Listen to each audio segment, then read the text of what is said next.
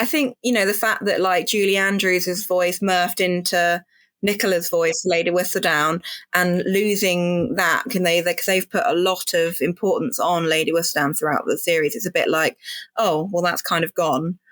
I think the reason I think they will focus on Benedict in the next series was there was that shot after he'd spoken to Eloise where it's just Benedict on his own standing in the corridor. And then Lady Whistledown says, and now it's time to look to the future.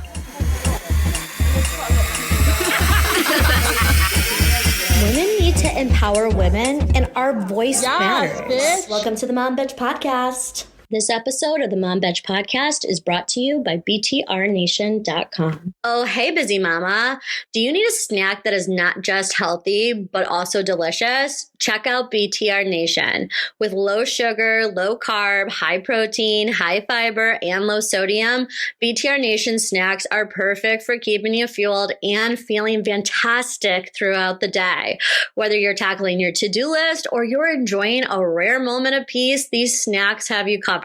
Plus, for a limited time, you can use code MOMBATCH to get 20% off and free shipping. So do not wait. Visit BTRNation.com. They even have a snack quiz so you can help discover your favorite healthy treats. Sophie Andrews, welcome back to the Mom Bitch Podcast for Bridgerton, Season 3, Part 2 recap. Thank you very much for having me back. Before we get into it, I want to turn the attention on Cammie, because the last time we talked, Cammie said, Season 1's 2 so much better. You're just going to make me eat my words, aren't you? You just love that silly. I throw do. my face in the mud. Okay, so I said last time I don't like Season 1 anymore because I rewatched it. And I thought it was just so toxic. I have to rewatch Season 2 because I admittedly don't really remember it all that much. Season 3, Part 1, we all know how I felt about that.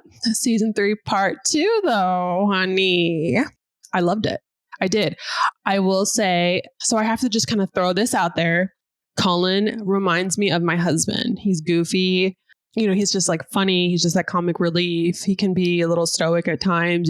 Kind of hard to read. It is 100% my husband. So I do feel like I have a little bit of soft side for this romance. And so a lot of people are cutting it up online. So I saw that. Yeah. So a lot of them are the book readers though. And they said the book is just that much better. So here I am. I'm like halfway through the book. Okay. Sophie? Yeah, so, first comment on that is, yes, definitely rewatch Season 2. And yeah, I've obviously, I really enjoyed it. I really enjoyed it. I think, I love to see, I think Penelope was just such a powerhouse throughout the story and the way she dealt with everything. It was just so like, felt very like girl power. And power to the wallflowers, and that which it already was feeling in sort of Part 1, but it was just so much more in Part 2. So I loved that. I think with the sort of the way some people are tearing it up online. I understand where they're coming from in that I think there were so many different storylines going on. So, great storylines that they were setting up, and I personally like multi-plots going on, but I do think that we were sort of lacking in Pollen scenes in the second half. I think also Netflix in a way did set themselves up in the way that they were doing all the promotion. It was like, oh yeah, it's going to be back to being as steamy as Series 1. And it wasn't, which personally is fine because I think Season 1 was slightly over the top with that. But I think so people that were expecting that are therefore disappointed. And there's also, have you seen the petition going around? I saw that you posted about it. There's a petition to release some scenes. Yeah, so basically some people that saw a preview said there were a bunch of Pollen scenes, some of them sexy too, which didn't appear in the final edit, so they were cut. And so there's a petition that's going around that's only been out for like 3 days. It's already got like 30,000 signatures or something. So to be like, Netflix, either re-release it with the scenes or at least put them out as just deleted scenes that people can watch. And to be fair, I think if they did do that, from the description of what the scenes are, I think the people that are currently unhappy would be happy. So who knows what will happen with that? But no, I did really enjoy it. Season 2 is still just about clinging on to be my favourite, but they are a lovely. It's always nice to see, friends to lovers. That trope is always nice. Yeah, it was really nice.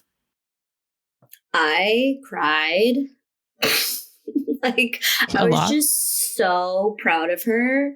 Yeah. And like, I just loved how she unfolded. And their love, like, so the reason I think I love this one is it's true love. Yes. I agree with you. Like, I feel like season 1, it was more toxic lust and like, like more like cat and dog, right? And chasing and suspense in that way, where this one was someone working through a real relationship and trust was broken, and like how you get through that. And then also too, like the era of like nowadays, if a guy, something like that happened and it made him mad, he'd be like, we're done. Him being a man of his word, I was like, oh, okay, Paul. Okay, Paul. Yeah, he sticks by her. When Nicola showed us the perfect breast club, I also was very empowered by her. And they were so natural. Like, it seems like he really made her feel comfortable, like filming those scenes. Yeah, it just felt like they were making love, and it was like a beautiful moment. And I was like, okay, I didn't expect that. Yeah, no, I agree. I think, because there was all that hype about them breaking furniture and all of this. Yeah. But actually, it was a really sweet scene. And I think, and again, as someone who is plus size, I think, Nicola was just beautiful. And I was just like, when she was like, yeah, I'm just going to get it all out, I was just like, you go, girl. Like, it did feel fantastic to see someone who's not like a size 6, who the only people you tend to see doing those kind of intimate scenes, obviously fat girls don't have sex, Allegedly. And like, no, I even hate that sentence, because like, it's just people have different body types. Like, I'm in Houston right now and all my cousins are like just genetically like skin and bones. And I'm like, how do you stay so skinny? Do you eat? They're like, yeah, I eat. I'm like, okay, maybe it's just genetics. And like me, I have like no butt, no boobs.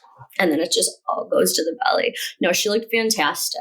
It was so sweet. I have so much to say about that. She was giving like everything. She was giving museum. She was giving Renaissance. She was giving like Greek statue. I don't like sex scenes. I think they're usually tacky. I think they're, like they give this impression of what sex is. But this was it was done so tastefully. It was literally like art. It was like art, watching art. And I didn't feel like repulsed by it. I wasn't like, oh, this is too much. It was beautiful. I couldn't like not watch it. And then it was realistic. Like, they talked through it. It wasn't like some fantasy where like you have sex for the first time and like, oh, just magically everyone knows what to do and stuff. And there was conversation. And I really appreciated that, because a lot of people watch this and they've never had sex before. And they think, you get these fake impressions in your head of what sex should be, and it builds it up, and then you think all these things. But this was so realistic, and I really, really appreciated afterwards after they had sex, and she was like talked about how did this compare to other people. It was so real. It was, it wasn't like a movie magic moment. It was real life. Yeah. And I love that. She's like, can we do it again? I was like, oh, you go, girl. Girl. No, it really was. It was so, I think relatable. Like, as you say, not all this is how it is. And because it's like, no, that's not how it is most of the time. And he was just so sweet and tender with her. And, explaining what's going on. Because, girls back then, they knew nothing. They were told nothing. So it is really nice how sort of understanding he was about that. And at the beginning, I almost made me cry. Again, I think sort of relating it to probably my experience was when, and sort of insecurities, is when he says how much it meant to her that he stood up for her. Oh, yeah. With Mrs. Featherington. And that was amazing anyway. But then, and he's like, boss, because I love you. And she's like, are you sure? That little, are you sure? I was just like, oh, I've been there, girl. I feel you. Like, yeah, Nicola played it It so was well. good. Her acting was so good. Yeah. That was one of my favorite scenes, was like that relationship with the Featheringtons. Like Portia getting put in her place. Yes. And That him was so just good. like not taking it. He was just like, no, she's the most deserving out of all of you. And she hasn't tripped me. Back off. Did you see the maid? She was like laughing in the corner. It was so great. She was. Yeah. Yeah. At the end, she was like, had her like little She handkerchief. was like, oh, damn. She's like, okay, we got ourselves my some job's gonna get maid. easy. So good. So I guess, yeah, I never thought about that, but there wasn't as many pollen scenes. It was a lot of dynamic. Yeah. So how do we feel about Francesca's engagement? That confused me. I felt bad for her, honestly. You know? You feel bad for her? Okay, why? Because I felt like if you notice, like a lot of there's unsaid things, and you see her like looking at, there's one scene, I forget where. Oh, they come from out of the church, Pollen, and they come out of the church and they go up to their mother, the Bridgerton mom, and she's just watching them. And she's there with Lord Kilmartin, and they're just watching them, and she just looks very somber and sad. Like no one's really like celebrating them or like so excited about them. And I feel like she was just trying to like prove herself and their love the whole time. And then, I mean, if you fast forward it, when she kissed him, it was very like lackluster. And then there's the whole, is she a lesbian scene at the end where she like loses her voice, which I know is not true to the book. So a lot of people are really pissed off about that. People have strong feelings about the cousin Michael Sterling and her actual book. So I as soon as that happened, I was like, oh, some people gonna be mad. Is it Netflix trying to be woke? I think so, for sure. I get it, you know, but at the same time, I think a lot of the book readers, they're accepting the changes that are being made, but I think changing the core characters is what they don't like. And it's nothing to do with, you know, being gay or lesbian. It's nothing to do with that. It's they've, you know, been reading these books for years because they've been out for ages. And Francesca's book is a lot of people's favorite. And they love the story with, you know, how that builds up with his cousin and everything. So I understand the upset that came. But I know completely what you're saying as well about sort of watching her. I suppose, I mean, for ages, she wasn't allowed to announce her engagement because they were trying to get the Queen's approval and the mum didn't want to, blah, blah, blah. I mean, I know that led to Francesca just sort of speaking up herself that moment. That was a nice moment. No, I know what you mean. The whole thing was a bit, I don't know, anticlimax, I suppose. Yeah. And then they got married. I'm like, they're getting married already? I'm like, what? And it was just very like... has to happen for the story. Yeah, it was just lackluster, I felt like. I was like, oh, it was a lot of weddings. I mean, it was only 4 episodes. Mm-hmm. So they fit in a lot in those 4 episodes. Penelope's wedding, though. Her wedding dress. Honey, I'm going to get remarried just to wear that dress. That dress was amazing. The flowers that she had on the archway, I was like, yeah, that'll be my bouquet, thanks. Yeah. And like the song that she walked down the aisle to, that cover, Yellow. No, that was her first. That was her first dance. You're right. Oh yeah, no, sorry, I said Yellow. Yeah, it was yellow. It was that's yellow. What it was. Yeah. Yellow. Yes, that was awesome. She looked amazing. Her makeup looked amazing. It was like her best look of the series. Like she always looked good, but she looked like a pinup model. She looked fantastic. I want that dress in real life. I mean, it was just that good. And I liked how obviously it was tensions between the two of them, but you know, Colin gave her a little smile and she was like, okay. Obviously then the Queen comes along and ruins it again, but it was going good for a bit. And yeah, the wedding itself was really cute. It was so good. And their first dance and the one, everyone disappeared. I love that. And it seemed like they were just dancing together. And I mean, come on, You Belong With Me. How freaking perfect is that for them? Yeah. It is their like theme song. It was such a good wedding. I think of all the weddings, it was definitely my favorite wedding. It was okay. I think that bit where they're dancing and then it's just them is such a throwback to the 2005 Pride and Prejudice scene where Darcy and Lizzie are dancing and the same thing happens. I was like, oh, see what you did there. I love that. Sophie, I need a little explanation on these wedding breakfasts. What is a wedding breakfast?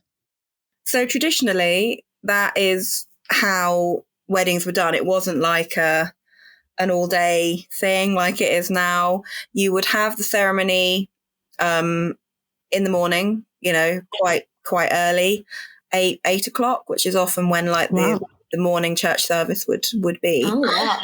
So you do that, get married, and then you would go and literally have breakfast. So it's your wedding breakfast.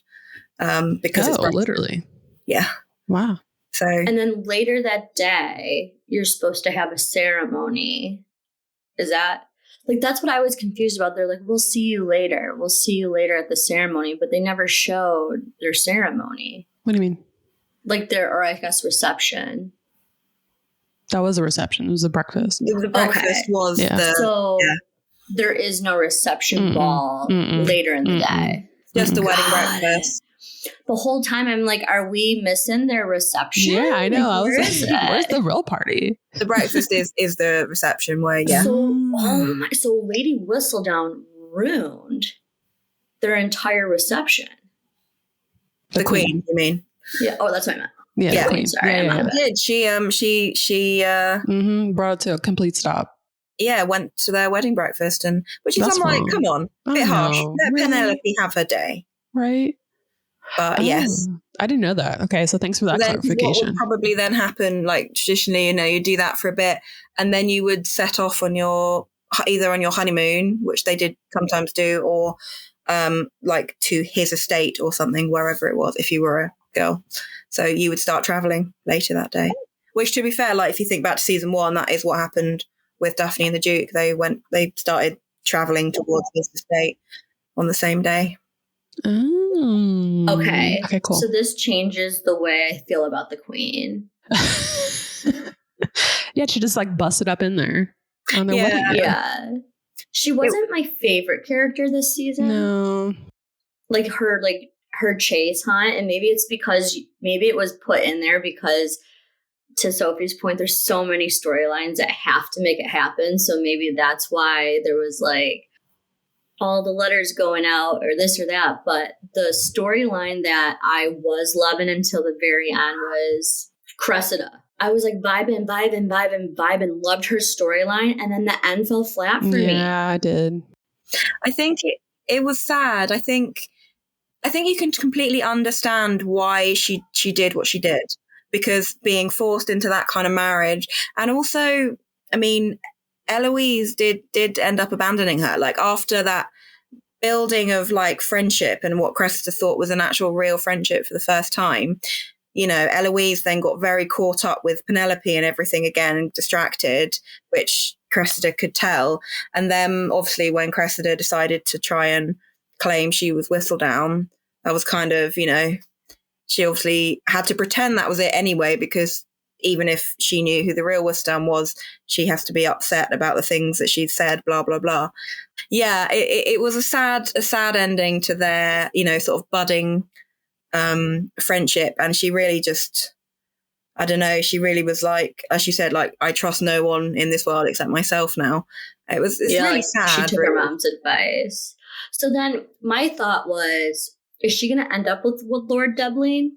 No, he just disappeared. No, I know, but that's what makes me think, because he's a new character. Maybe she goes away to the country in nature one day and she turns around and he's there. I mean, I think it's unlikely. Oh, he had such a short stint on this series. He did. I was surprised he didn't show up at all in the second half. He just disappeared. I was like, what's Debling?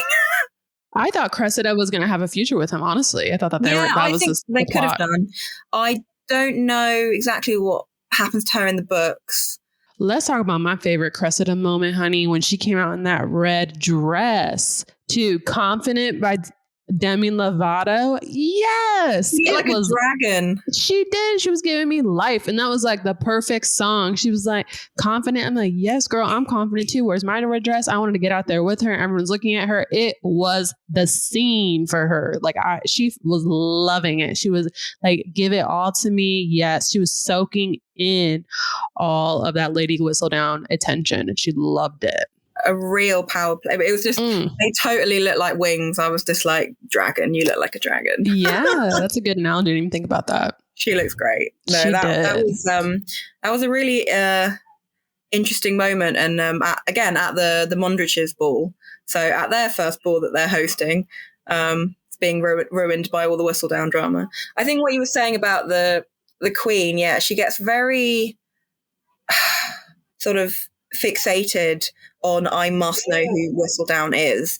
And Danbury, obviously, Lady Danbury picks her up on it and is like, well, do you really want to know who she is? Because you're going to lose this game that you actually quite enjoy. Obviously, the Queen, you know, what else does she have to do, realistically? She hasn't got that much to do. So I think I understand it. But then I think Danbury did make a good point to her and made her think. Obviously, it then became Penelope's choice to say, to announce to the world. But I think obviously, I'm sure we'll get onto that speech at the end. But I think the Queen was probably purposefully supposed to be quite dislikable. Like, yeah, she was doing her Queen vibes. The one thing that I thought was cute is like every ball is meant to impress the Queen if she is to show up. Mm-hmm. And so they have like little tricks to their party. Yeah.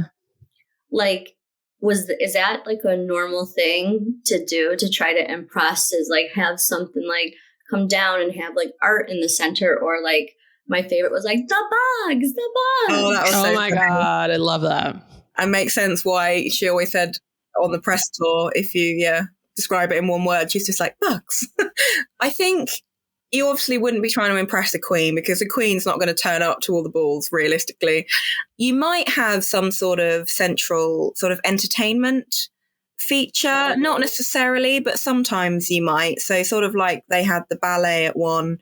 So possibly, I mean, in the sort of public ones, as it were, that were put on in London, they'd often have like jesters and acrobats almost, and, you know, things like that. So yes, I can see where they're getting the sort of inspiration for that from. Can we talk about this engagement party? Because that shit was nuts. Okay, we have like Penelope fainting. We have Cressida saying, "I'm Lady Whistledown." This is like all simultaneously happening. We have the Canthony trying to announce that they're pregnant. Okay, we have Eloise literally coming up while Penelope is like literally fainting and trying to tell her brother that she's Lady Whistledown. I'm like, girl, read her room. This bitch is like literally passing out, and you're trying to tell him something, and he sends her off to get a towel. That was so crazy. I thought that scene was just nuts. It was just so much. It was, yeah. I think on Penelope and Eloise, I'm glad that Eloise has finally come round and that their friendship improved. But that scene, it was quite funny, really, how they were just going backwards and forwards with those riddles. Just sort of like, it was so like a cat fight almost. It was. That was funny. And it was, that poor, I felt for Penelope in that, because you could see midnight approaching and she was so like nervous anyway. And then Cressida comes in and tries to claim all the credit for what is an incredible feat. Yeah. It was wild. That was like a really good pinnacle moment, I thought. Yeah, I was like glued to my TV screen. Okay, how do you guys feel about Benedict's absence from the wedding? I didn't really like that storyline. But yeah, he left early from the ceremony. Yeah, the sort of breakfast. Okay, the Tilly guy creeped me the fuck out. Like, he looked so creepy to me. He gave me like a clown from, like the underground sewer. He was just like really weird to me. Like, I did not.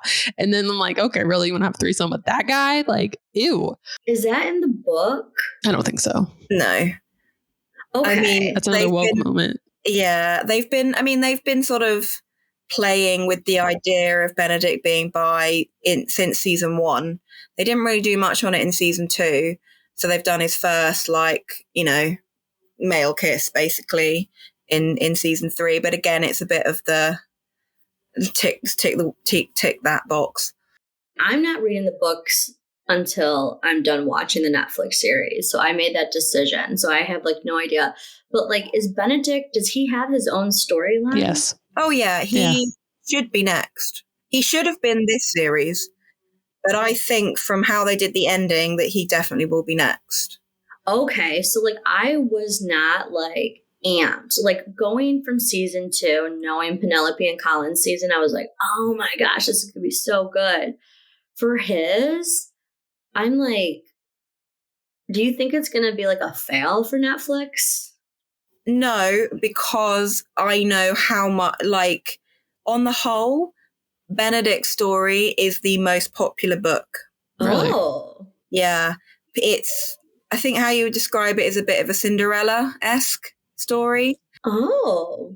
And the fact that they were talking about the masquerade ball with Eloise, that's significant. So actually, no, I think book readers are going to be very excited for his series. And that's why actually quite a lot of people were like, whoa, why have you skipped Benedict for this series? Okay. So no, I think it won't be. I think once they do Benedict, I mean, people like Eloise, I don't know. I think there won't be much love for like Gregory and Hyacinth yet, anyway. They are young at the moment. But no, I think I can understand why you, as just a viewer, can go not that hyped, because poor Benedict, he's just been essentially poured out throughout the last 3 seasons. He's like, oh, go sleep with this person, go sleep with this person, go sleep with this person. My favorite part of his character is he's like coming into his own to figure out like who he truly is. So like I always love that in a character. But yeah, he falls flat for me. And then I have another question is like Eloise going to Scotland for Kilmartin Castle. Is she just gonna go? Like I was like, Eloise, have you thought this through? Like what if you end up in a field with the sheep? Like what if you're so far away from like society? Like I was thinking like, oh, she must maybe think everywhere's like where she comes from. But what if she ends up going, because like the whole thing is Francesca wanted to get away, to be in peace. And so when I thought of Francesca and Kilmartin leaving, it was going to be in a very rural, secluded area. So then when Eloise was like, I want to go, I want to see the world. I'm like, girl, you might not be seeing anything but a farm. Like you have no idea. I think the Scotland thing, unless they again change her story, I don't think it's going to be relevant, really. I think other than that she's just like, oh, hey, you're going away, I'm going to go with you. And to be honest, that isn't uncommon. Sort of, a lot of the time when a sister got married and went off, another sister might have gone. Like it did happen. And when you're going to travel that length of time, because it would take a long time to get up to Scotland, then you need to stay for a decent amount of time to make it worth it. You can't just go for a week, So right. They sort of, but I think I know exactly what you're saying. Like she's in the rural Scotland. She's just going to see scenery. I mean, she's in a city. I just like was thinking like she's going to end up with like chickens. And she's going to be like, But I think it's just a way of saying that, I suppose, Eloise speaking up for herself a bit and saying, I want to do that. I'm, fed up of the ton and everything. But as far as what her story should be, it's not going to be significant. I really liked the brothers in this season. I liked how they kind of like, Cullen, what the hell? Like, where did this come from? I thought that was a very honest moment. I thought it was very true to like siblings. I loved it. It was so funny teasing him, saying, what are you going to duel your brother? But they pushed him to tell her how he feels about her. They're like, what? You haven't told her? And like, you need to tell her. And they were the reason that he like told her later on. So I loved that. I loved the little bar scenes with Kilmartin and how Benedict was like, yeah, bro, like you got to do something. Like my mom loves something love. Bold. Yeah. So I love that. I thought that was a very like honest, like family moment. I love those scenes. I also really like the relationship between Eloise and Benedict.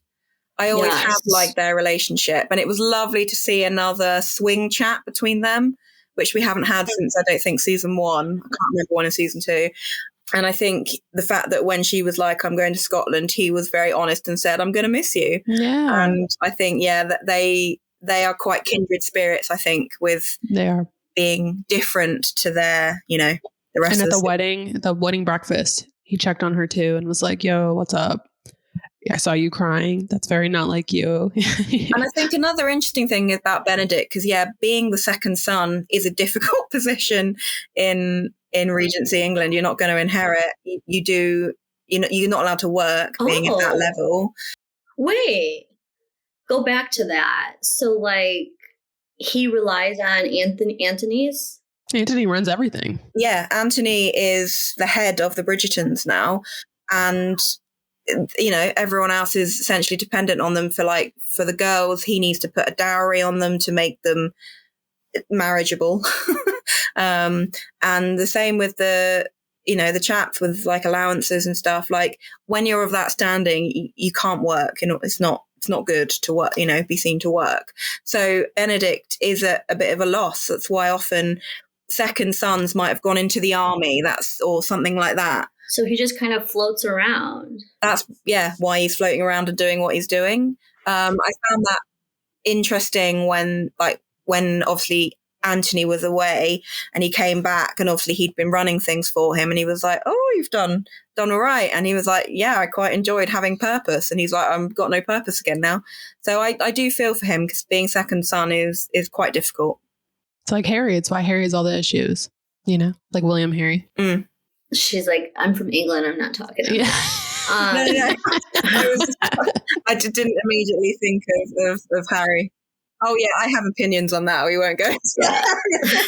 That's a different podcast episode. It's exactly the same. Yeah. So then Anthony, so he's going to India, and I love that he could read between the lines with Kate and know that like she wants to be with her family. So does that mean when they're gone that Benedict still has somewhat of a purpose to run the family, or does that dynamic shift? Yes, I would. Yeah, he's not in the country, so he would have to be doing the day-to-day things that, the head of the household. That's why Colin said, I have to ask Benedict for that larger sum of money. Oh. Because Anthony wasn't there. So it might be interesting. I don't know whether they've confirmed if those two are going to be in the next series. I know they have said Colin and Penelope are. I can't remember about Kate and Anthony, but it would make it interesting if, what I think is going to be Benedict next, if he is running things at the same time. That would add an interesting dynamic to his story. Okay, let's talk about when Colin figured out that Penelope was Whistledown. He was mad. So, interestingly enough, I listened to an interview where he said that it was a tough day for him as a person, as an actor, and he was going through something personally, and it led him to cry. That was not written in the scene. He was not supposed to cry. Yeah. And so they took 3 cuts of that scene.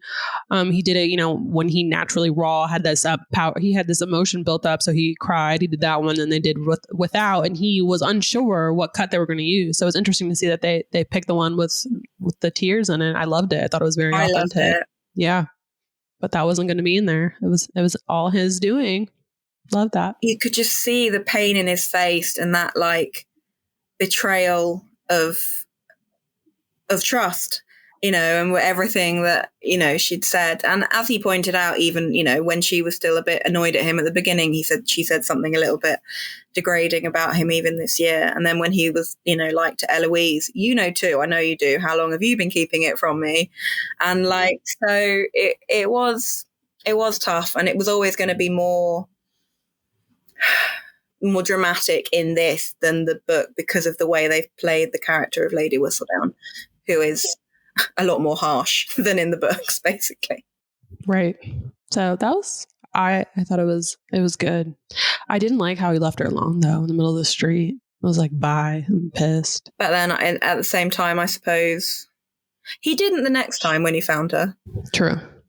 But I guess he was just so like, I can't believe what I'm, trying to take yeah, it. he was pissed. I get it. And like, well, you're going off around the streets all the time on your own anyway. So yeah. But yeah, no, it was a really heartbreaking moment to watch, and for Penelope as well, knowing that she was trying to work out how to tell him, as well as trying to save her like reputation and everything. And yeah, no, it was tough watch. This episode of the Mom Veg Podcast is brought to you by BTRNation.com. Oh, hey there, Supermom. Are you looking for a snack that will fit your healthy lifestyle and allow you to keep up with your busy days? Well, say hello to BTR Nation. BTR Nation snacks are low sugar, low carb, high protein, high fiber, and low sodium. So it's literally everything that we need to stay energized and feel great. From protein packed bars to guilt-free truffle cups, these snacks are designed to support your active lifestyle and satisfy your cravings, which is why they are my favorite. But the best part is we get to use code MOMBETCH for 20% off and free shipping. So if you're ready to upgrade your snack game, visit btrnation.com, grab your favorite snacks, and fuel your mom's superpowers. A real hero of this season was Portia Featherington. I was cheering for her. She came through for Penelope. I loved that development. I loved how their dynamic changed, how she was so supportive of Penelope. She told the sisters to cut it out, we're going to stop being mean, cut the toxic shit, and we're going to love on each other. And it was great. Like the sisters changed. They were nice to her and supportive. I just loved the cutting of the toxic and just getting behind everyone. I loved that. And how she supported her through the Whistledown drama. It was great how they had their own little club, like her, Colin, a little Eloise. Yeah, it was a really cool thing to see. A lot of people said, oh, couldn't we have had less of that and more of Pollen? But actually, I really liked that development. That needed to happen. It did. No, 100%. I was like, finally. And I think Colin putting her in her place really sort of set that off. And Penelope standing up for herself as well, which Colin had helped with the confidence for her to do that. And I really loved the development and with the sisters. And I loved how they all slowly started wearing the blue-green. They all graduated away from the citrus as their characters improved. Yeah. It just reminded that whole build up of their relationships made me love Penelope more because she's truly the reason for that dynamic shift. And it just shows if you're just true to yourself and honest and kind, things can change. I love that she used some of her money to make her sister's ball everything she wanted it to be, which was so cute. And she let her mom take the credit. She said, oh yeah, mom did this. And then, when it was announced, it meant she could restore the family's reputation again with saying the money came from this, not the frauded money. So yeah, it was so nice to have a much better family dynamic going on by the end. And that was, really nice to have that conclusion to all their drama. My champion personally was Lady Danbury. She is a bad bitch. She's great. Love her. I love that she had her moment. And I love just learning about her as a child and how she got to her relationship with everyone. You've never seen the Queen's episodes, so you don't know. Oh, if you love Lady Danbury, you'll love it. So did you pick up on what they alluded to when Mama Bridgerton was talking to Lady Danbury and they were talking about Lord Anderson and she's and then talked about her father, Mama Bridgerton's dad. And she's like, do you know? Yeah, do you know? Did you pick up on what that? She was alluding to there? No. Oh, okay. So in the Queen series, Lady Danbury has sex with her father, Mama Bridgerton's dad. And that is what they're talking about. Girl, you had no idea. That's so funny. So now she's going to get with her brother. So it's all family affair. They're even now. What? Yes, honey. And then you see there's the crown. There's a paper crown that they kind of zoom in on at the end of that scene when they're talking. And that's because the father would make them. It was a birthday tradition. And he made one for Lady Danbury. And that's kind of how you put all the clues together. Yeah. Yeah. If you like Lady Danbury, you need to watch Queen Charlotte because it's basically Lady Danbury's story as well. And you see her absolutely awful marriage.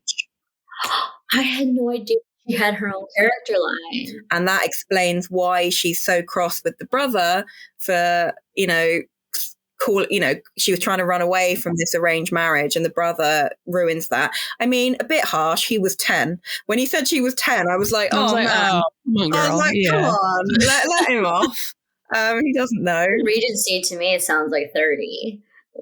It was. I love the brother coming in, and I'm totally here for him and Violet too. Like, more of that, please. Yes, honey. Laura Anderson and Lady Mama Bridgerton, that is co-signed. Also, do we all notice the sugar thirst trap? The Bridgertons love a sugar thirst trap. He was eating some cake, and Mama Bridgerton was like, oh, honey, she had to fan herself. They all do that. Daphne had the moment. Colin had the moment. Them Bridgertons are some sugar freaks. I've never noticed that. Yeah, I have to go back and watch all of the seasons. So there's always like a moment where someone's eating dessert. Yeah, and then famous spoon moment. And they're like, oh, honey, they lose their breath. Yes. Yeah. Sugar freaks. Yeah, no. If you're a Danbury fan, watch Queen Charlotte. I'm going to have to. See, I don't know why I didn't. Because you don't like the Because Queen. it came out. Well, maybe that is why. Yeah. Because I was like, I think you'll have a little bit of a sympathy for her when you watch it. Yeah. Okay.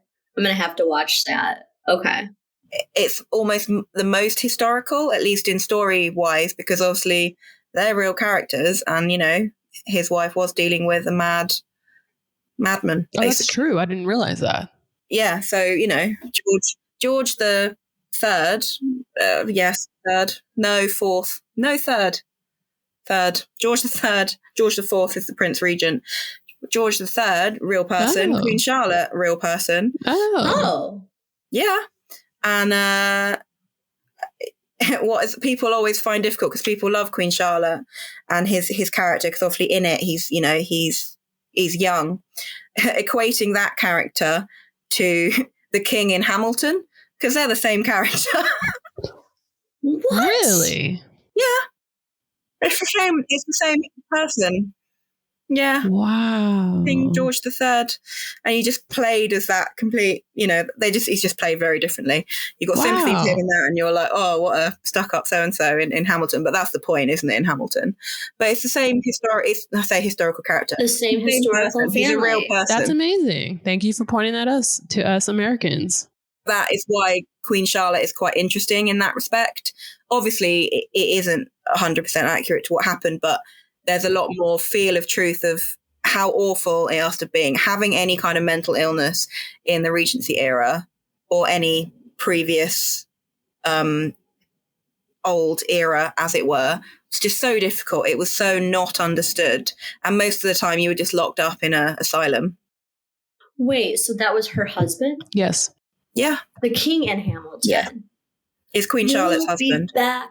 Yeah, that guy. You see. People are always like, how do you equate Farmer George, basically, to him? But it's the same person. Wow. Love that. Wow. Mm-hmm. Thanks for that, Sophie. Okay, let's get to it. Whistledown unmasks. The final scene. I loved it. So powerful. It really was. People were mad that Colin wasn't there, but I was like, Colin had no business up there. That was Penelope.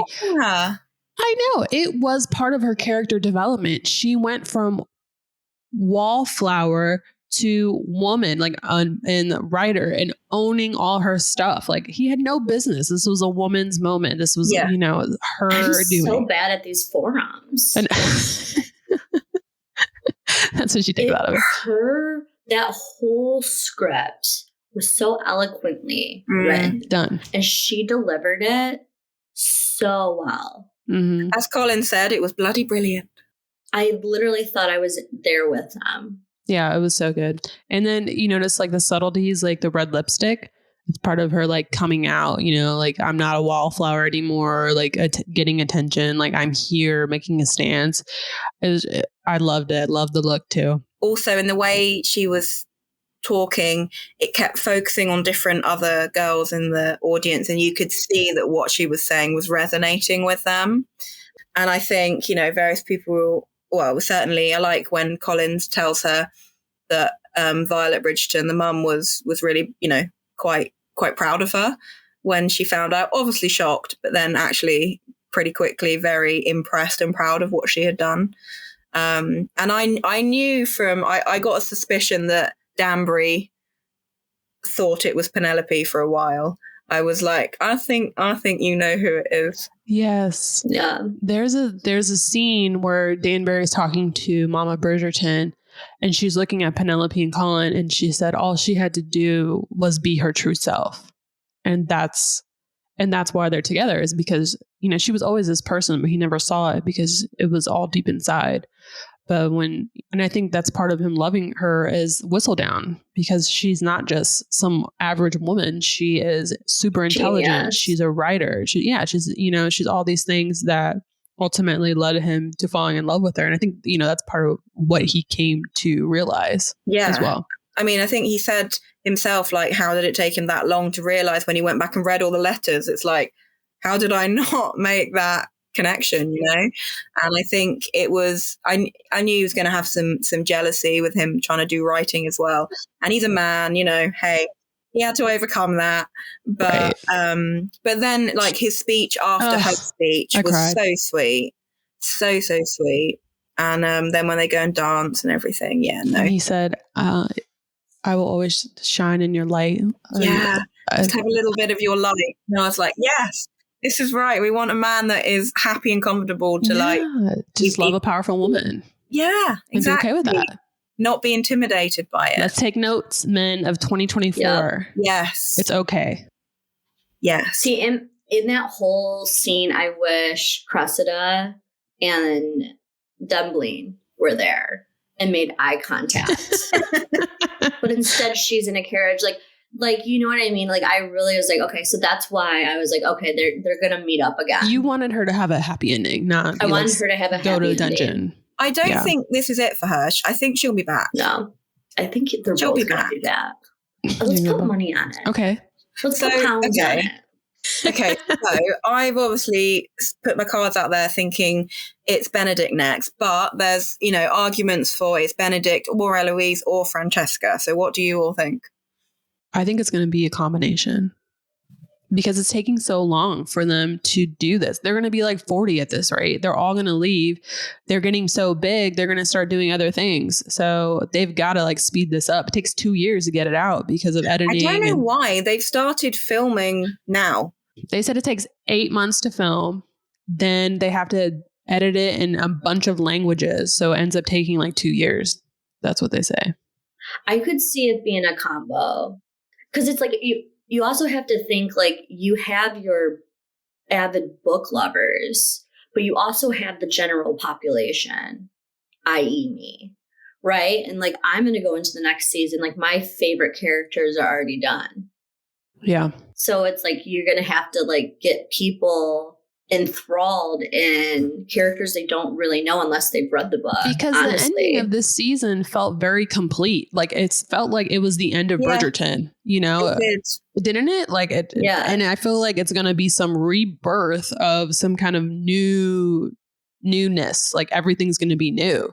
I think, you know, the fact that like Julie Andrews' voice morphed into Nicola's voice, Lady Whistledown, and losing that, because they've put a lot of importance on Lady Whistledown throughout the series. It's a bit like, oh, well, that's kind of gone. Yeah. I think the reason I think they will focus on Benedict in the next series was there was that shot after he'd spoken to Eloise where it's just Benedict on his own standing in the corridor.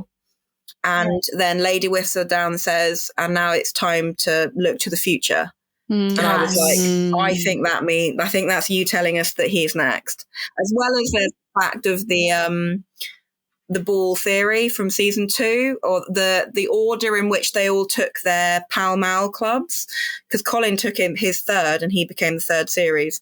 So they think that there's a theory that that's like the Taylor Swift Easter eggs. That is some Easter eggs. Oh. And so with Benedict. I do agree they'll probably continue working on the other people. I don't know how much it will be Francesca next.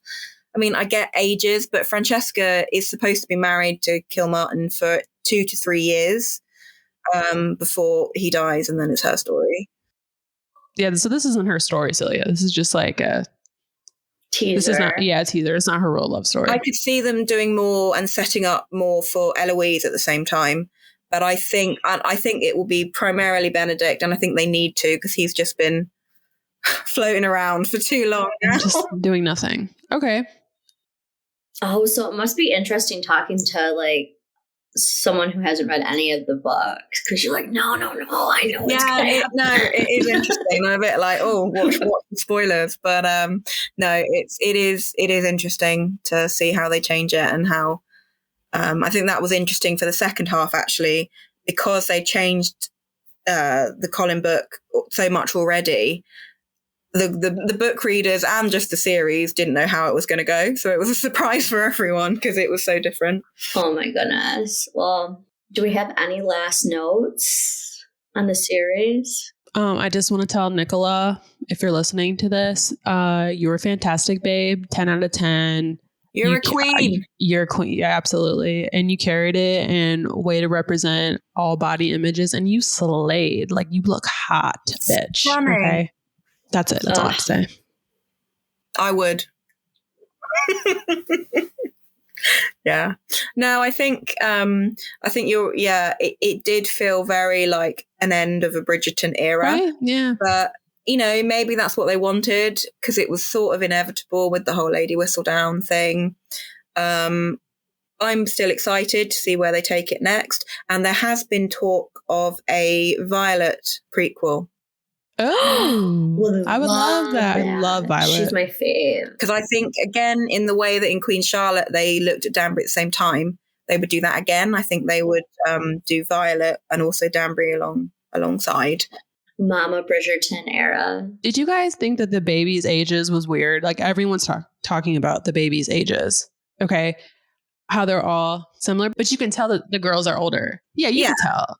Yeah, but not by much. What do you think, Sally? Not by much. 2, but 3 months? It's, you know, I think it's that, you know, Penelope did get pregnant by that first one. That's what everyone's saying. The point. Is that true? Is that like a factual thing that she got pregnant the first time?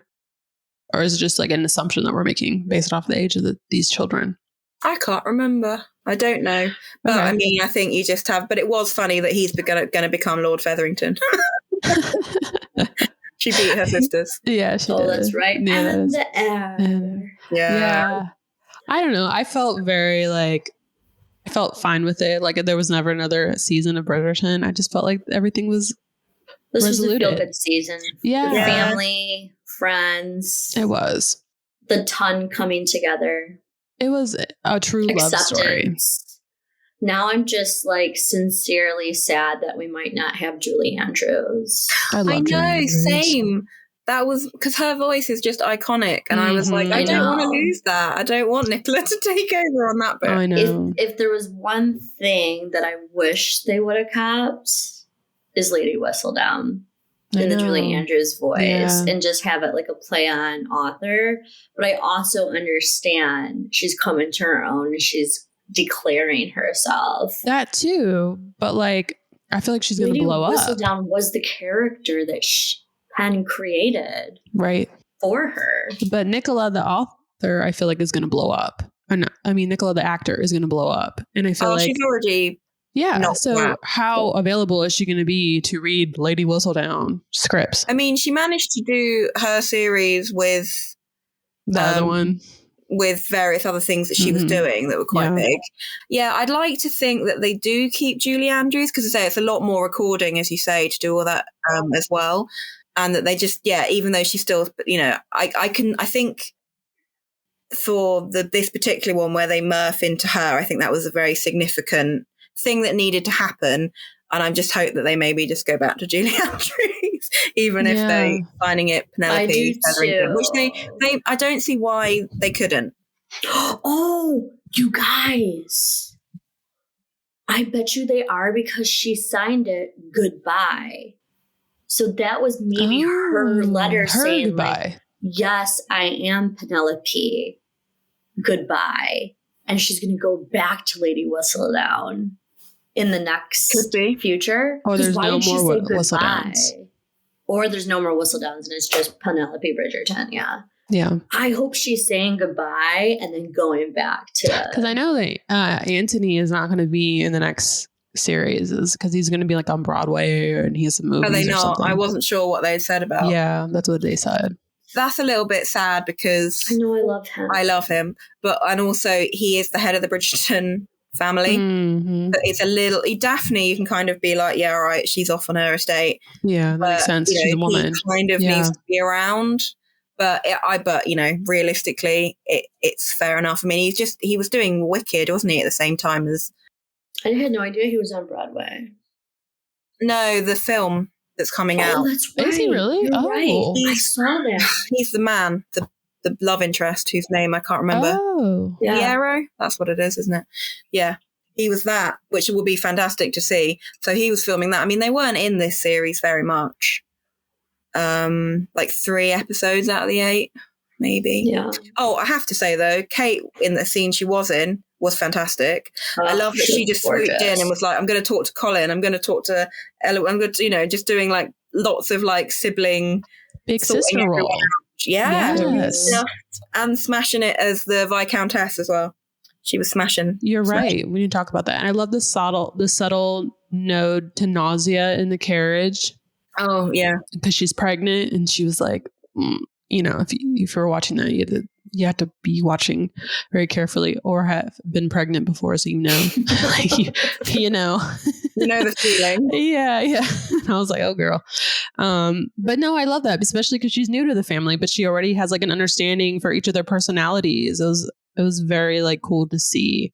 And like the little getting an extra plate of biscuits for Gregory. It's like all the kids are seeing. She sees all of them. It's very cute. No, she was great. In the few scenes she was in, she was great. And Anthony is still such a little puppy and totally in love with her. Yeah. So the giveaway, we are giving away 2 of your books. So exciting. Be Your Own Heroine, Life Lessons from Literature. What's like the elevator recap of like what to be expected in this book? Because I know I talked about Be More Like Jane, but we haven't talked about your other book that you wrote. Be Your Own Heroine is not dissimilar to the first one, where, as I say, life lessons from literature, looking at, but not only heroines from Jane Austen this time, looking at heroines all the way from like Jo March and Elizabeth Bennet, all the way through to Katniss Everdeen, Hermione Granger, and everyone in between. So I cover a very wild variety of heroines in that one.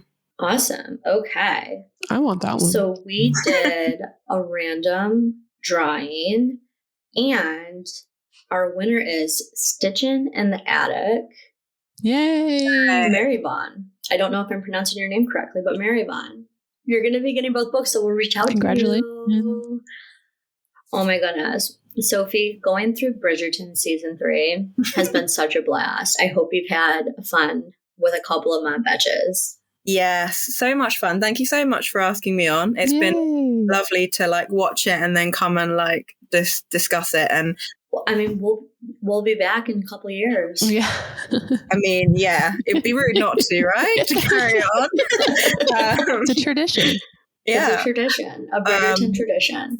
And I think it obviously with Penelope being so, kind of Jane Austen-ish. It was a great one to discuss as well. Yeah. But do go and watch Queen Charlotte because I think you'll love it.